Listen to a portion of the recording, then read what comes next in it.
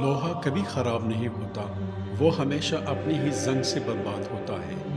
اسی طرح انسان کو کوئی برباد نہیں کر سکتا، اس کی سوچ اور دوسروں سے امیدیں ہی اسے برباد کرتی ہیں۔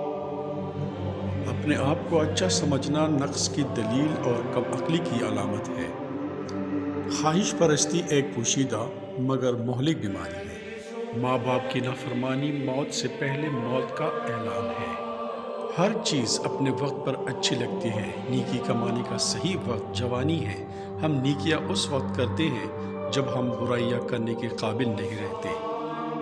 ضمیر سڑک پر لگے اس سائن بورڈ کی طرح ہے جو راستہ اور صحیح سمت تو بتاتا ہے مگر اس پر چلنے کے لیے مجبور نہیں کرتا۔ اچھی کتابیں اور سچے دل ہر کسی کی سمجھ میں نہیں آتے۔ جب درد حد سے بڑھ جاتا ہے تو انسان روتا نہیں مگر خاموش ہو جاتا ہے۔ اگر کسی کو تکلیف دے کر پھر بھی اچھے سے سو لیتے ہو تو اپنے ضمیر کا جنازہ پڑھ لو کیونکہ وہ مر چکا ہے۔ سمجھدار بحث نہیں کرتے کیونکہ وہ سمجھتے ہیں کہ اس سے سوا رنج پیدا ہونے کے مفید نتیجہ حاصل نہیں ہو پاتا۔ غور کیا جب زندگی کے فلسفوں پر بات مٹی سے شروع ہو کر مٹی پر ختم ہوئی۔ کوئی سفر بھی لا حاصل نہیں ہوتا، منزل نہ ملے تو رستہ بہت کچھ سکھا دیتے ہیں۔ ہر بار قصور تربیت کا نہیں ہوتا، بعض اوقات کچھ رنگ صحبتوں کے بھی چھڑتے ہیں۔